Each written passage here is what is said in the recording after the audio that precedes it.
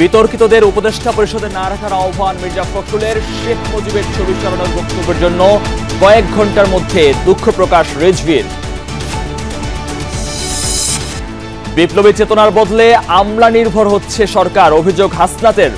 রাষ্ট্র সংস্কারের রূপরেখা দাবি, অধিকাংশ উপদেষ্টা একই বিভাগের হওয়ায় সমালোচনা। শেখ হাসিনার বিরুদ্ধে ইন্টারপোলে রেড নোটিশ জারি করতে চিফ প্রসিকিউটরের চিঠি। হত্যা ও লাশ গুমের ঘটনায় কয়েক পুলিশের বিরুদ্ধে গ্রেফতারি পরোয়ানা। শেখ হাসিনা তিনি যেহেতু মানবতা বিরোধী অপরাধ সংগঠনের অভিযোগে অভিযুক্ত, তার বিরুদ্ধে গ্রেফতারি পরোয়ানা পেন্ডিং আছে। ইন্টারপোল যাতে তাকে গ্রেফতার করার ব্যবস্থা নেয় এবং অন্তত তার ব্যাপারে রেড অ্যালার্ট জারি করে।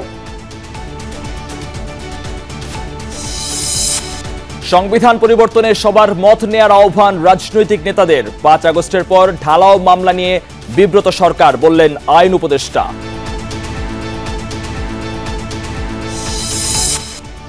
আজারবাইজানে জলবায়ু সম্মেলনের প্রধান উপদেষ্টার ব্যস্ত সময়। কাল মূল অধিবেশনে বিপদগ্রস্ত দেশগুলোর জন্য ক্ষতিপূরণের ঘোষণা চাইবেন ডক্টর ইউনূস।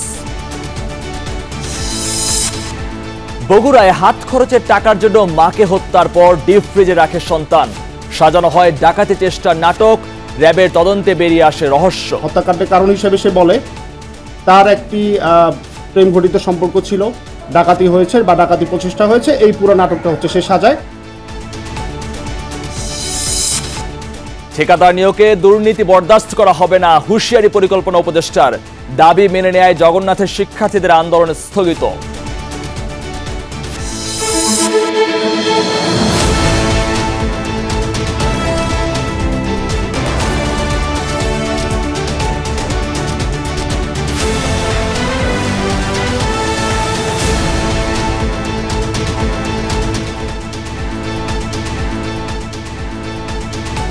আমন্ত্রণ সন্ধ্যার বাংলাদেশে, আপনাদের সঙ্গে আছি আমি মহিউদ্দিন মধু। এতক্ষণ শিরোনাম দেখছিলেন। বিতর্কিত কোনো ব্যক্তিকে উপদেষ্টা পরিষদে যুক্ত করে বিতর্ক না বাড়ানোর আহ্বান জানিয়েছেন বিএনপি মহাসচিব মির্জা ফখরুল ইসলাম আলমগীর। বলেন, অন্তর্বর্তীকালীন সরকারের কাছে মানুষের প্রত্যাশা অনেক। সংস্কারের বিষয়গুলো দ্রুত শেষ করতে সবাইকে সহনশীল হওয়ার আহ্বান জানান তিনি। দুপুরে লালমনিরহাটে শহীদ জিয়া স্মৃতি ফুটবল টুর্নামেন্টের উদ্বোধনী অনুষ্ঠানে এসব কথা বলেন বিএনপি মহাসচিব। সহকর্মী আনিসুর রহমানকে সাথে নিয়ে বিস্তারিত জানাচ্ছেন সরকার মাজহারুল মান্নান। লালমনিরহাট সদরের বড়বাড়ি আবুল কাশেম মহাবিদ্যালয় মাঠ। শহীদ জিয়া স্মৃতি ফুটবল টুর্নামেন্টে বর্ণাঢ্য আয়োজন। ভাওয়াইয়ার সাথে ছিল দেশাত্মবোধক গান আর নাচ। বেলা 2:45 মাঠে প্রবেশ করেন বিএনপি মহাসচিব মির্জা ফখরুল ইসলাম আলমগীর। সাংবাদিকদের সাথে আলাপকালে অন্তর্ভুক্তি সরকারের প্রধান উপদেষ্টার প্রশংসা করেন মির্জা ফখরুল।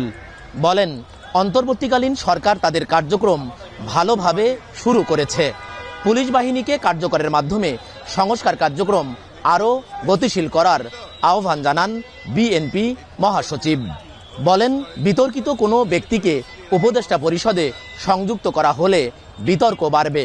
বিতর্কিত কোনো ব্যক্তিকে এই আপনারা অন্তর্বর্তীকালীন সরকারে নেওয়ার ব্যাপারে অবশ্যই যারা আমাদের দায়িত্বে রয়েছেন, বিশেষ করে ডক্টর ইউনূস, তাদের এগুলো ব্যাপারে তাদেরকে চিন্তা করতে হবে, যাতে করে নতুন করে বিতর্ক সৃষ্টি না হয় সেই বিষয়টা লক্ষ্য রাখতে হবে। ফ্যাসিবাদী আওয়ামী লীগের জঞ্জাল পরিষ্কার করতে সহনশীলতার মাধ্যমে সংস্কার কমিশনকে সময় দিতে হবে বলেও মন্তব্য করেন মির্জা ফখরুল। আমরা আশা করব যে এই অন্তর্বর্তীকালীন সরকার অতি দ্রুত তারা সংস্কার কাজগুলো শেষ করে তারা একটা সকলের কাছে গ্রহণযোগ্য একটা নির্বাচনের ব্যবস্থা করবেন। কারণ নির্বাচন হচ্ছে গেটওয়ে টু ডেমোক্রেসি। আমরা যেখানে যেতে চাই তার প্রধান ফটক হচ্ছে আপনার নির্বাচন। মির্জা ফখরুল বলেন, 6টি সংস্কার কমিশন গঠিত হয়েছে। দ্রুততম সময়ের মধ্যে নির্বাচন নিশ্চিতেরও আহ্বান জানান তিনি। এই সরকারকে আমি বলেছি আগেই, তাকে অন্যান্য সরকারগুলোর মতো দেখতে হবে না। তাই করে তারা অন্তত একটা অবাধ সুষ্ঠু নিরপেক্ষ নির্বাচনের একটা ক্ষেত্র তৈরি করতে পারেন, আমরা যেটাকে বলি লেভেল প্লেইং ফিল্ড তৈরি করতে পারেন এবং মানুষের আশাগুলোকে বাস্তবায়িত করবার একটা ভিত্তি তৈরি করতে পারেন। লালমনিরহাট জেলা বিএনপি আয়োজিত টুর্নামেন্টে রংপুর বিভাগের 8 জেলার বিএনপি নেতাকর্মীরা অংশ নেবেন। সরকার মাধারুল মান্নান, যমুনা নিউজ, লালমনিরহাট। বঙ্গভবন থেকে শেখ মুজিবুর রহমানের ছবি সরানো উচিত হয়নি এমন বক্তব্য দেওয়ার কয়েক ঘন্টার মধ্যেই নিজের বক্তব্যের জন্য দুঃখ প্রকাশ করলেন বিএনপির সিনিয়র যুগ্ম মহাসচিব রিজভী আহমেদ। প্রেস ক্লাবে আলাদা অনুষ্ঠানে বিএনপির স্থায়ী কমিটির সদস্য আমির খসরু মাহমুদ চৌধুরী বলেন, যথাযথ সংস্কারের জন্য প্রয়োজন জাতীয় ঐক্য। আমরা আওয়ামী লীগের মতো সংকীর্ণ নই, আমরা ছোট মনের প্রচার দেব না। এই জন্যই বলছি শেখ মুজিবের ছবি নামানোটা উচিত হয়নি। সকালে বঙ্গভবন থেকে শেখ মুজিবুর রহমানের ছবি সরানোর ঘটনার প্রতিক্রিয়ায় এমন বক্তব্য দিয়েছিলেন বিএনপির সিনিয়র যুগ্ম মহাসচিব রিজভী আহমেদ। জাতীয় জীবনের, জাতীয় ইতিহাসের আন্দোলনে যার যতটুকু অবদান। বক্তব্যের কয়েক ঘন্টা না পেরোতেই নিজের বক্তব্য প্রত্যাহার করেন তিনি। একই সাথে দুঃখ প্রকাশ করেন রিজভী। গণমাধ্যমে পাঠানো এক বিবৃতিতে বলেন, তিনি ভেবেছিলেন বঙ্গভবনের দরবার কক্ষে যেখানে সব রাষ্ট্রপতির ছবি ঝোলানো, সেখান থেকে শেখ মুজিবের ছবি নামানো হয়েছে। মূলত ছবিটি সরানো হয়েছিল গণভবনের অন্য একটি অফিস কক্ষ থেকে। এর আগে নয়াপল্টনে বিএনপির কেন্দ্রীয় কার্যালয়ে ফ্রি মেডিকেল ক্যাম্প এবং রক্তদান কর্মসূচিতে অংশ নিয়ে রিজভী বলেন, বিএনপির সাথে যুক্ত থাকায় পদোন্নতি পাননি অনেক ডাক্তার। যারা সচিব, স্বাস্থ্যমন্ত্রী হয়েছেন তাদের দেশ বদলে কোনো অবদান নেই, করেন সেই মন্তব্য। অত্যন্ত ভালো ডাক্তার, লেখাপড়ায় অত্যন্ত ভালো, অধিকাংশই পোস্ট গ্র্যাজুয়েশন করা। কিন্তু শেখ হাসিনা দেশের মধ্যে সংকীর্ণতা এবং বিভাজন এত বেশি তৈরি করেছিলেন, কেউ যদি ছাত্রদল করে অথবা ছাত্র জীবনে যদি কেউ ছাত্রদল নাও করে, কারো বাবা এলাকার বিএনপির সভাপতি, সেক্রেটারি, ভাইস প্রেসিডেন্ট, এই কারণে তাকে পদোন্নতি দেওয়া হয়নি। প্রেস ক্লাবে অপর এক অনুষ্ঠানে বিএনপির স্থায়ী কমিটির সদস্য আমির খসরু মাহমুদ চৌধুরী টেক ব্যাক বাংলাদেশ নাগরিক ভাবনা শীর্ষক গোল টেবিল বৈঠকে অংশ নেন। বলেন, যথাযথ সংস্কারের জন্য প্রয়োজন জাতীয় ঐক্য। সংস্কারের নিয়ে যদি চিন্তা করতে হয় তাহলে জাতীয় ঐক্যমতের ব্যাপার আছে এখানে। আর সবচেয়ে বড় কথা হচ্ছে সংস্কারের সাথে জড়িত যে গুরুত্বপূর্ণ বিষয়টি হচ্ছে জনগণের সমর্থনে আপনি সংস্কার করবেন। বিএনপির শীর্ষ নেতা জানান, অন্তর্বর্তী সরকার সংস্কার ও আওয়ামী লীগ কেন্দ্রিক সব সমালোচনাকে পাশে রেখে জাতীয় ঐকমত্যের সরকার গঠনের দিকেই মনোযোগ বিএনপির। এটা বিএনপির একা সংস্কারের বিষয় না, এটা সমস্ত জাতির ঐক্যমত্য একটি চিন্তার প্রতিফলন। তানভীর সিদ্দিক টিপু, যমুনা নিউজ, ঢাকা। অন্তর্বর্তী সরকার যতটা বিপ্লবী চেতনার হওয়ার কথা ছিল তা না হয়ে আমলাতান্ত্রিক সরকারে পরিণত হচ্ছে বলে মনে করেন বৈষম্য বিরোধী ছাত্র আন্দোলনের আহ্বায়ক হাসনাত আব্দুল্লাহ। তার মতে, ব্যক্তিগত পছন্দে যাদের উপদেষ্টা করা হচ্ছে তারা বিপ্লবের স্পিরিট বোঝেন না। ছাত্র আন্দোলনের নেতৃত্ব দেয়া অন্য সংগঠনগুলোও বলছে প্রায় একই কথা। রাষ্ট্র সংস্কারে এখনো দৃশ্যমান রূপরেখা কেন দেয়া হচ্ছে না, এ নিয়ে প্রশ্ন তাদের। আমি আইন অনুযায়ী অন্তর্বর্তীকালীন সরকার গঠনের ৩ মাসের মাথায় নিয়োগ দেয়া হয় নতুন ৩ উপদেষ্টা। রোববার সন্ধ্যায় বঙ্গভবনে শপথের পর রাতেই পুনর্বণ্টন হয় মন্ত্রণালয়ের দায়িত্ব। প্রধান উপদেষ্টা ড. মোহাম্মদ ইউনূস সহ এখন উপদেষ্টা পরিষদের সদস্য ২৪ জন। কোন যোগ্যতায় কাদের উপদেষ্টা বানানো হচ্ছে এ প্রশ্ন তুলে পরদিন ঢাকা বিশ্ববিদ্যালয় ক্যাম্পাসে কর্মসূচি পালন করেন শিক্ষার্থীরা। রাজধানীর বাইরেও বিক্ষোভ হয় কয়েক জায়গায়। এটার উপরে কি আমরা আস্থা রাখতে পারি?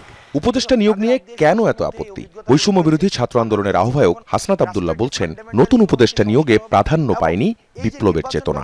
কারো কারো নামে মামলা রয়েছে, কারো কারো হচ্ছে এই 16 বছরে যে ফেসিস্ট রেজিম খুনি শেখ হাসিনার কে তোষণের রাজনীতির সাথেও যুক্ত ছিল, তাদেরকে আবার উপদেষ্টা মহলে পুনর্বাসনের মধ্য দিয়ে আমরা মনে করছি এটি হচ্ছে জুলাই স্পিরিটের সাথে এক ধরনের প্রতারণার শামিল। গণ অধিকার পরিষদের সাধারণ সম্পাদকও মনে করেন ব্যক্তিগত পছন্দেই হচ্ছে নিয়োগ। তারা আধা সংবিধান এবং আধা বিপ্লব মেনে আসলে রাষ্ট্র পরিচালনা করছে। সুশীল ব্যক্তিত্ব যারা, তাদেরকে এনে যদি আপনি একটি বিপ্লবী সরকারের উপদেষ্টা পরিষদ বানান, সেই সরকার কখনোই আসলে বিপ্লবী ভূমিকা পালন করতে পারে না। বিপ্লবের চেতনার চেয়ে সরকারের মনোযোগ অন্যদিকে বেশি কিনা সে প্রশ্ন তুলেছেন হাসনাত। রিভলিউশনারি স্পিরিটের পরিবর্তে কনস্টিটিউশনাল ব্যুরোক্রেটিক একটি সরকার হচ্ছে, অর্থাৎ অতীতের সরকারের মতো কনস্টিটিউশন, ব্যুরোক্রেসি, রেড টেপিজম এগুলোর মধ্যে আমাদের মনে হয়েছে বন্দী হয়ে গিয়েছে। উপদেষ্টা পরিষদে 24 জনের মধ্যে 13 জনই একটি বিভাগের। এটিকে চরম বৈষম্য হিসেবে বিবেচনা করতে চান আন্দোলনের অনেক ছাত্র জনতা।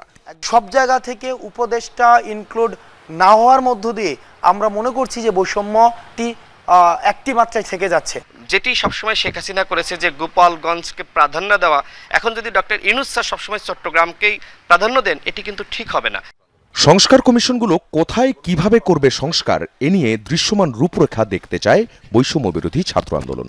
সংস্কারটা কোন পথে করতে যাচ্ছে, কতদিন লাগবে এবং এই সংস্কারে কোন অবজেক্টিভসগুলো সামনে রেখে এই সংস্কারগুলো হবে, কোন ডেডলাইনের মধ্যে এই সংস্কারগুলো আমরা অর্জন করব। হাসনাত আব্দুল্লাহ বলেন, সবকিছুতেই শিক্ষার্থীদের পরামর্শ নিতে হবে এমন নয়, তবে কাজগুলো ঠিকঠাক করলেই হলো। এই সরকারের মধ্যে এই বিপ্লবী স্পিরিটটি সবচেয়ে বেশি অনুপস্থিত। আখলাকুস সাফা, যমুনা নিউজ, ঢাকা। ইন্টারপোলের সহযোগিতায় ভারতে থাকা শেখ হাসিনাকে ফিরিয়ে আনতে পুলিশকে অনুরোধ করেছে ট্রাইব্যুনালের প্রসিকিউশন। পুলিশ মহাপরিদর্শককে চিঠি দিয়ে এই অনুরোধ জানান চিফ প্রসিকিউটর। এর আগে হত্যা ও গণহত্যার মামলায় তাকে গ্রেফতার করার আদেশ দিয়েছিলেন আন্তর্জাতিক অপরাধ ট্রাইব্যুনাল। এছাড়া যাত্রাবাড়ি এলাকার গণহত্যা, লাশ গুম ও আলামত নষ্টের অভিযোগে 4 পুলিশ কর্মকর্তার বিরুদ্ধে গ্রেফতারি পরোয়ানা জারি করেছেন ট্রাইব্যুনাল। জুলাই আগস্টের আন্দোলনে শিক্ষার্থী ও সাধারণ মানুষ হত্যার অভিযোগে শেখ হাসিনার বিরুদ্ধে মামলা চলছে আন্তর্জাতিক অপরাধ ট্রাইব্যুনালে। 5 আগস্ট তিনি দেশ থেকে চলে যাওয়ার পর শহীদদের স্বজনরা অভিযোগ দাখিল করতে থাকেন তদন্ত সংস্থায়। এরপর প্রক্রিয়া শেষে গণহত্যার মামলায় শেখ হাসিনা সহ 46 জনের বিরুদ্ধে গ্রেফতারি পরোয়ানা জারি করেন ট্রাইব্যুনাল। আদেশ দেন পলাতকদের গ্রেফতার করে 18 নভেম্বরের মধ্যে ট্রাইব্যুনালে হাজির করার। এরই ধারাবাহিকতায় রেড অ্যালার্ট জারি করতে ইন্টারপোলকে অনুরোধ করার জন্য 10 নভেম্বর চিঠি দেন ট্রাইব্যুনালের প্রধান প্রসিকিউটর। পলাতক আছেন, দেশের বাইরে আছেন শেখ হাসিনা, তাকে আন্তর্জাতিক আইন অনুযায়ী ইন্টারপোলের যে ব্যবস্থা আছে, যে সিস্টেম আছে, সেই সিস্টেমের কাছে চিফ প্রসিকিউটরের অফিস থেকে আমরা রিকোয়েস্ট পাঠিয়েছি যে তিনি যেহেতু মানবতা বিরোধী অপরাধ সংগঠনের অভিযোগে অভিযুক্ত, তার বিরুদ্ধে গ্রেপ্তারি পরোয়ানা পেন্ডিং আছে, কিন্তু বাংলাদেশের জুরিসডিকশনের বাইরে তিনি চলে গেছেন। সেই কারণে আন্তর্জাতিক পুলিশিং সংস্থা হিসাবে ইন্টারপোল যাতে তাকে গ্রেপ্তার করার ব্যবস্থা নেয় এবং অন্তত তার ব্যাপারে রেড অ্যালার্ট জারি করে, সেই ব্যাপারে আমরা রিকোয়েস্ট পাঠিয়েছি। কোনো আসামিকে ধরিয়ে দেওয়ার আবেদন পেলে অভিযুক্তের অপরাধ বিষয়ক যাবতীয় তথ্য, মামলার কপি সহ বিভিন্ন বিষয়ে যাচাই করে সিদ্ধান্ত নেয় ইন্টারপোল। সেক্ষেত্রে ব্যক্তির দণ্ডপ্রাপ্ত হওয়া বা না হওয়া মুখ্য নয়।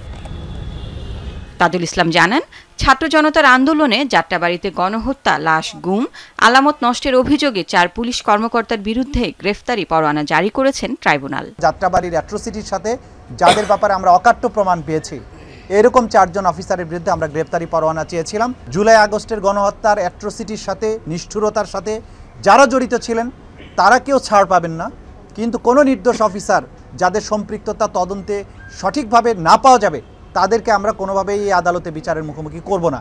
এনটিএমসির সাবেক মহাপরিচালক ও সাবেক সেনা কর্মকর্তা জিয়াউল আহসানকে 1 দিন জিজ্ঞাসাবাদের অনুমতি দিয়েছেন আদালত। অসংখ্য হত্যাকাণ্ডের সাথে তার সম্পৃক্ততা, গুমের সাথে তার সম্পৃক্ততা, এগুলো আমাদের তদন্ত সংস্থা ইতিমধ্যেই প্রমাণ পেয়েছে। লাভলি বিথি, যমুনা নিউজ, ঢাকা। সংবিধান পরিবর্তনের সকল দলের সাথে আলোচনার আহ্বান জানিয়েছে বিএনপি সহ বিভিন্ন রাজনৈতিক দল। সংবিধান সংস্কার শীর্ষক সেমিনারে এই আহ্বান জানান বক্তারা। আলোচকরা সংবিধান সংস্কার, বিচার বিভাগকে কার্যকর করা এবং নির্বাচন দেওয়ার মাধ্যমে সংস্কার প্রক্রিয়া এগিয়ে নিতে সরকারের প্রতি আহ্বান জানান।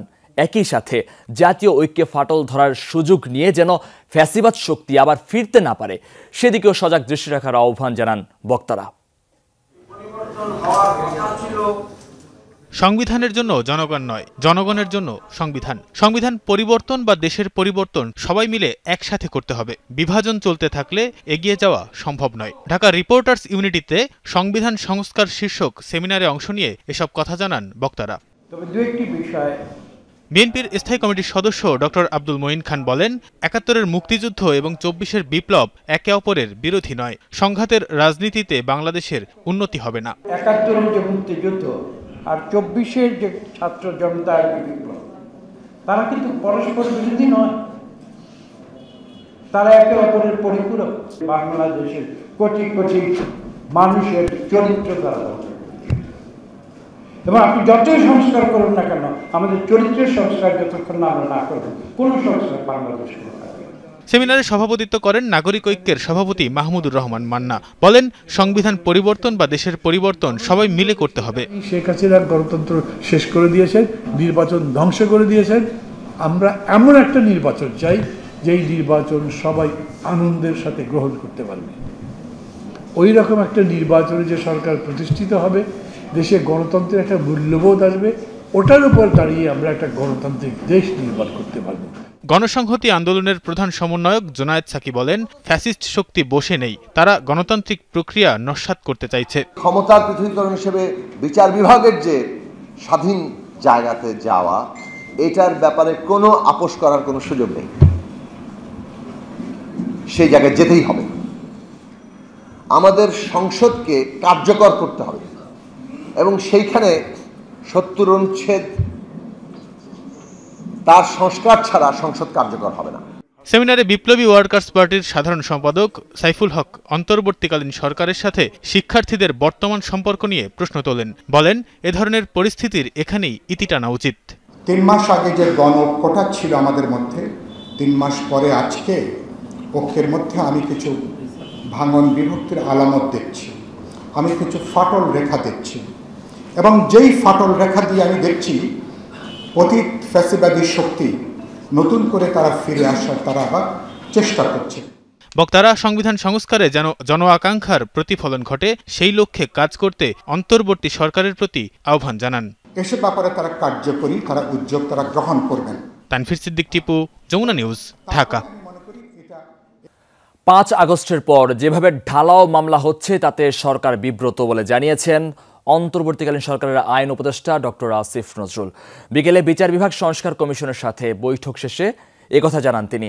এ সময় নতুন আইন করে বিচারক নিয়োগের কথাও জানান আইন উপদেষ্টা। বলেন, সংস্কার কমিশন যেভাবে কাজ করছে তা বাস্তবায়ন করা গেলে ভবিষ্যতে বিচার বিভাগে আর কোনো সমস্যা থাকবে না। বিচার বিভাগকে স্বাধীন, নিরপেক্ষ ও কার্যকর করতে গেল ৩ অক্টোবর ৮ সদস্যের বিচার বিভাগ সংস্কার কমিশন গঠন করে মন্ত্রিপরিষদ বিভাগ। এরপর গেল ১ মাস ধরে প্রধান বিচারপতি, সুপ্রিম কোর্ট বার অ্যাসোসিয়েশন সহ নানা অংশীজনের সাথে বৈঠক করে কমিশনের সদস্যরা। মঙ্গলবার বিকেলে প্রথমবারের মতো বৈঠক করেন আইন উপদেষ্টার সাথে। বৈঠক শেষে আইন উপদেষ্টা বলেন, বিগত আওয়ামী লীগ শাসনামলের মতো আগামীতে যেন কেউ গায়েবী মামলা করতে না পারে তা নিয়ে আলোচনা হয়েছে কমিশনের সাথে। এ সময় ৫ আগস্টের পর ঢালাও মামলার সমালোচনা করেন আইন উপদেষ্টা। বিগত ফ্যাসিস্ট সরকারের আমলে গায়েবী মামলা হতো, সরকারের পক্ষ থেকে গায়েবী মামলা দিত, আর এখন আমরা সরকারের পক্ষ থেকে কোনো মামলাটা আমরা দিচ্ছি না। সাধারণ লোকজন, ভুক্তভোগী লোকজন, রাজনৈতিক প্রতিপক্ষ তারা অন্যদের ব্যাপারে ঢালাও মামলা দিচ্ছে। ঢালাও মামলার একটা খুব মারাত্মক একটা প্রকোপ দেশে দেখা দিয়েছে। এটা আমাদেরকে অত্যন্ত বিব্রত করে। ওনাদের কাছে আমাদের একটা প্রত্যাশা যে ওনারা আমাদেরকে আইনগতভাবে কিভাবে জিনিসটা ট্যাকল করা যায়, ওই পরামর্শটা নিতে এসেছি। বৈঠকে উঠে আসে হাইকোর্টের বিচারক নিয়োগ প্রসঙ্গও। আইন উপদেষ্টা বলেন, বিচারক নিয়োগে নতুন আইন করতে চায় সরকার। নেক্সট যে উচ্চ আদালতে বিচারক নিয়োগ হবে সেটা আমরা একটা আইনের মাধ্যমে করতে চাচ্ছি, এবং আইনের মাধ্যমে করার দাবি সমাজে বহুদিন যাবত আছে। 2008 সনে এরকম একটা আইন হয়েছিল। আমরা এটাকে আরও বেশি ওই আইনটা কিন্তু পরে আর আইনে রূপান্তরিত হয় নাই। বিগত ফ্যাসিস্ট সরকার এসে ওটাকে আর আইনে রূপান্তরিত করে নাই। আমরা এরকম একটা ওই আইনটাকে আরও বেশি যুগোপযোগী করার জন্য ওনাদের সহায়তা চেয়েছি। পরে কমিশনের কাজের অগ্রগতির কথা জানান সদস্য ফরিদ আহমেদ শিবলি। বলেন, অল্প কিছুদিনের মধ্যেই জমা দেয়া হবে সুপারিশ।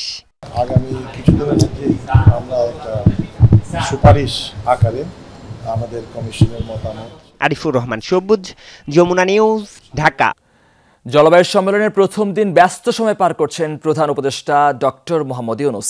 আজারবাইজানের রাজধানী বাকুতে COP29 সম্মেলনের বেশ কয়েকটি সাইডলাইনের বৈঠকে তুরস্কের প্রেসিডেন্ট রিসেপ তাইয়েপ এরদোয়ান এবং সংযুক্ত আরব আমিরাতের প্রেসিডেন্ট মোহাম্মদ বিন জায়েদ আল নাহিয়ানের সহ বেশ কয়েকজন গুরুত্বপূর্ণ বিশ্ব নেতা সাক্ষাৎ করেছেন তার সাথে। বিশ্বের যেসব দেশ জলবায়ু পরিবর্তনের ফলে বেশি ক্ষতিগ্রস্ত তার মধ্যে বাংলাদেশ অন্যতম। কিন্তু ক্ষতির শিকার দেশগুলোকে 4 ভাগের 1 ভাগেরও ক্ষতিপূরণ দেওয়া হচ্ছে না। এমন উদ্বেগ জানানোর মধ্য দিয়েই অন্তর্বর্তী সরকারের প্রধান হিসেবে প্রথমবারের মতো জলবায়ু সম্মেলনে নোবেলজয়ী ডক্টর মোহাম্মদ ইউনূস। প্রফেসর ইউনূস সবাইকে ডেকে বলেছেন যে যাতে আমাদের এই যে আমাদের যে পুরো এফার্টটা যাতে পুট আপ করি, যাতে সবাই মিলে আমাদের ডিমান্ডটা যাতে ফাইনাল ডিক্লারেশনে আসে। ব্যস্ত সময়ের মধ্যে সাইডলাইনে সাক্ষাৎ হয় তুরস্কের প্রেসিডেন্টের সাথে। অধ্যাপক ডক্টর ইউনূসকে তুরস্ক সফরের আমন্ত্রণ জানানোর পাশাপাশি সমৃদ্ধ বাংলাদেশ গড়তে এবং চলমান সংস্কার প্রক্রিয়া এগিয়ে নিতে সম্ভাব্য সব ধরনের সহযোগিতার প্রতিশ্রুতি দেন বিশ্বের অন্যতম প্রভাবশালী এই রাষ্ট্রপ্রধান। গ্লোবাল নর্থের মধ্যে আমরা এমন সব লিডারের উত্থান দেখছি যারা আসলে ক্লাইমেট চেঞ্জ যে একটা হচ্ছে, পৃথিবী যে একটা ভয়াবহ রকমের একটা বিপর্যয়ের মুখে, তারা সেটা সরাসরি অস্বীকার করছে। অধ্যাপক ইউনূস তুরস্কের প্রেসিডেন্ট ও ফার্স্ট লেডিকে বাংলাদেশ সফরের আমন্ত্রণও জানিয়েছেন সাইডলাইন সাক্ষাতে। একই সময় ছাত্র আন্দোলনের সংহতি প্রকাশ করে প্রতিবাদ কর্মসূচিতে অংশগ্রহণের দায়ে সাজাপ্রাপ্ত 57 প্রবাসী বাংলাদেশি শ্রমিককে মুক্তি দেয়ায় প্রধান উপদেষ্টা সংযুক্ত আরব আমিরাতের প্রেসিডেন্ট মোহাম্মদ বিন জায়েদ আল নাহিয়ানকেও ধন্যবাদ জানান। আমাদের তরফ থেকে দেখা যাচ্ছে যে আমরা ইনভেস্ট করছি প্রায় $3 বিলিয়ন, তো আমার ক্ষতির শিকার হচ্ছে $11.5-12 বিলিয়ন। তো সেই জায়গায় আমার $8-8.5 বিলিয়ন মতো একটা গ্যাপ থেকে যাচ্ছে। তো এই টাকাটা আসবে থেকে, আমি তো প্রচুর রিচ কান্ট্রি না। সাইডলাইনে ডক্টর ইউনূসের সঙ্গে সাক্ষাৎ করা বিশ্ব নেতাদের মধ্যে পাকিস্তানের প্রধানমন্ত্রী শেহবাজ শরীফ, ঘানার রাষ্ট্রপতি নানা আকুফো অদ্দো, মালদ্বীপের রাষ্ট্রপতি মোহাম্মদ মুইজ্জু, বসনিয়া ও হার্জেগোভিনার রাষ্ট্রপতি ডেনিস বেচিরোভিচ অন্যতম। এছাড়াও বেশ কয়েকটি গুরুত্বপূর্ণ রাষ্ট্রপ্রধানের সাথেও সাক্ষাৎ করেন ডক্টর মোহাম্মদ ইউনূস। প্রধান উপদেষ্টা জলবায়ু সম্মেলন উপলক্ষে আজারবাইজানের বাকুতে 4 দিনের সরকারি সফরের আগে সোমবার ঢাকা ছাড়েন। আব্দুল্লাহ তুহিন, যমুনা নিউজ, ঢাকা। জলবায়ু পরিবর্তনের ক্ষতি মোকাবেলায় প্রতিশ্রুত অংশের 75% পায় না বাংলাদেশ। এই অবস্থানের কথা তুলে ধরে বিপদগ্রস্ত দেশগুলোর জন্য ক্ষতিপূরণ দেওয়ার সুস্পষ্ট ঘোষণা চাইবেন প্রধান উপদেষ্টা ডক্টর মোহাম্মদ ইউনূস। সাংবাদিকদের একথা জানান তার প্রেস সচিব শফিকুল আলম। আজারবাইজানের বাকু থেকে সহকর্মী মাহফুজ মিশ্রর রিপোর্ট। জলবায়ু সম্মেলনে অংশ নিয়ে মঙ্গলবার ব্যস্ত সময় পার করেছেন প্রধান উপদেষ্টা ডক্টর মোহাম্মদ ইউনূস। তুরস্ক ও মালদ্বীপের প্রেসিডেন্ট এবং পাকিস্তান, নেপাল আর ভুটানের প্রধানমন্ত্রীর সাথে বৈঠক করেন তিনি। ফিফা প্রেসিডেন্ট সহ আরও কিছু আন্তর্জাতিক সংস্থার প্রধানও দেখা করেন নোবেলজয়ী ডক্টর ইউনূসের সাথে। বুধবার ওয়ার্ল্ড লিডার সামিটে বক্তব্য রাখবেন বাংলাদেশের সরকার প্রধান। সেখানে হঠাৎ বন্যা, তীব্র খরা সহ জলবায়ু পরিবর্তনের ফলে ব্যাপকভাবে যে বাংলাদেশ হুমকির মুখে তা বিশ্ববাসীর কাছে তুলে ধরবেন ডক্টর ইউনূস। প্রফেসর ইউনূস সবাইকে ডেকে বলেছেন যে যাতে আমাদের এই যে আমাদের যে পুরো এফার্টটা যাতে পুট আপ করি, যাতে সবাই মিলে আমাদের ডিমান্ডটা যাতে ফাইনাল ডিক্লারেশনে আসে। দীর্ঘদিন ধরে লস অ্যান্ড ড্যামেজ ফান্ড নিয়ে আলোচনা হলেও কাজের কাজ হয়নি কিছুই। ন্যূনতম কার্বন নিঃসরণ করলেও শিল্পোন্নত দেশগুলোর দায়িত্বহীন আচরণে প্রতি বছর $12 বিলিয়ন মতো ক্ষতির মুখে পড়ছে বাংলাদেশ। যদিও এজন্য দায়ী দেশগুলো ক্ষতিপূরণ ইস্যুতে এখনো উদাস। এ সংকটের গ্রহণযোগ্য সমাধান এবার চাইবে ঢাকা। আমরা ইনভেস্ট করছি প্রায় $3 বিলিয়ন, তো আমার ক্ষতির শিকার হচ্ছে $11-12 বিলিয়ন। তো সেই জায়গায় আমার $8-8.5 বিলিয়ন মতো একটা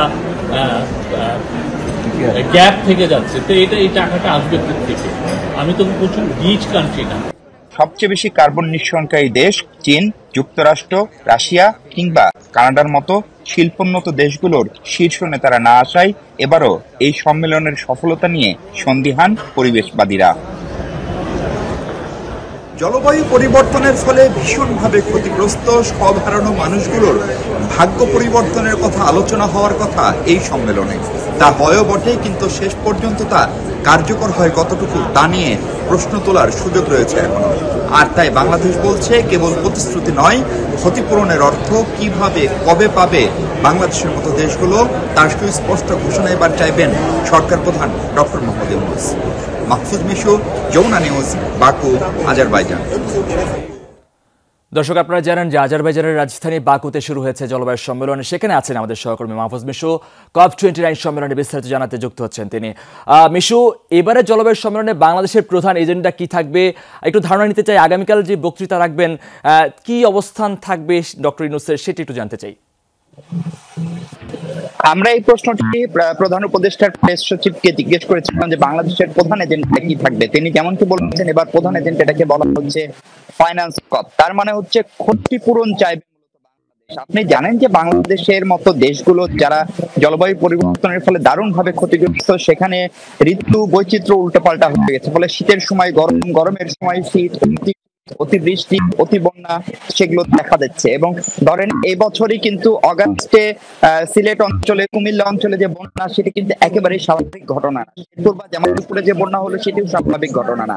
ফলে এই যে বাংলাদেশ যে ক্ষতিগ্রস্ত হচ্ছে, সেই ক্ষতিপূরণটি বাংলাদেশ চাইবে এবং বাংলাদেশ সেই ক্ষতির পরিমাণটি নির্ধারণ করেছে। বাংলাদেশ প্রমাণ করতে পারছে যে যে পরিমাণ কার্বন নিঃসরণের ফলে সমুদ্র পৃষ্ঠের উচ্চতা বাড়ছে, প্রকৃতিতে সব পরিবর্তন হচ্ছে, তার পেছনে বাংলাদেশের অবদান 0.1% মাত্র। অপরপক্ষে যে সমস্ত দেশ অনেক বেশি কার্বন নিঃসরণ করে পুরো পৃথিবীকে উষ্ণতর করে তুলে ফেলছে, সেই দেশগুলো তাদের অঙ্গীকার রাখছে না। সেটা COP15 যেটি প্যারিস অনুষ্ঠিত হয়েছিল, সেখান থেকে শুরু করে এখন COP29 হচ্ছে। তার মানে 15 বছর ধরে কিন্তু তারা কথা রাখেনি।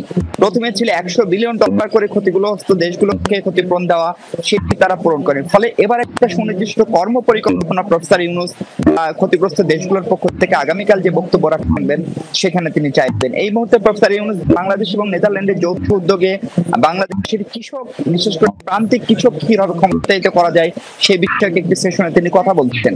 এর পাশাপাশি কিন্তু আমরা যেমনটা দেখছিলাম আব্দুল্লাহ তুহিনের স্টোরিতে এবং আমার নিউজেও, এর মধ্যে কিন্তু বৃষ্টির মতো বৈঠক তিনি সেরে ফেলেছেন। আগামীকালকে দুপুর আমরা ধারণা করছি 1:30 থেকে 2টা নাগাদ বাংলাদেশ সময় তিনি কিন্তু কথা বলবেন এবং সেখানে তিনি বিশ্ববাসীর কাছে ক্ষতিপূরণের দাবি জানাবেন।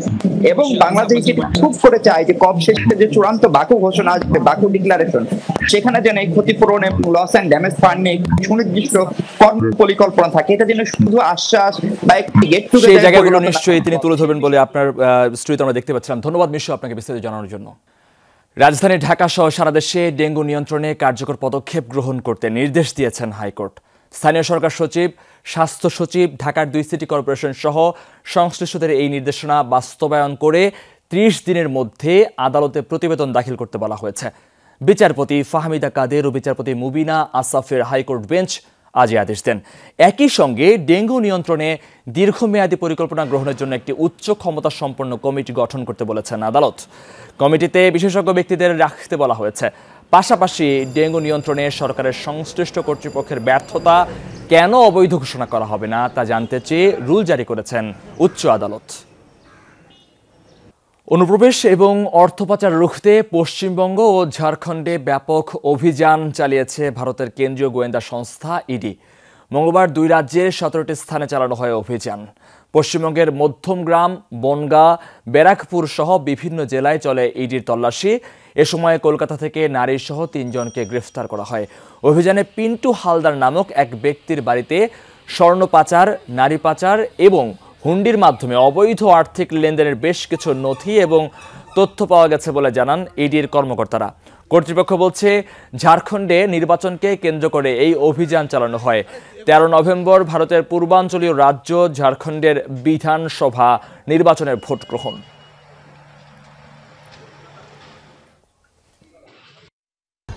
এরকম শুনছি যে বাংলাদেশের সাথে একটা মানি লন্ডারিং যোগাযোগ আছে, এইসব হাবিজাবি এইগুলোই শুনছি।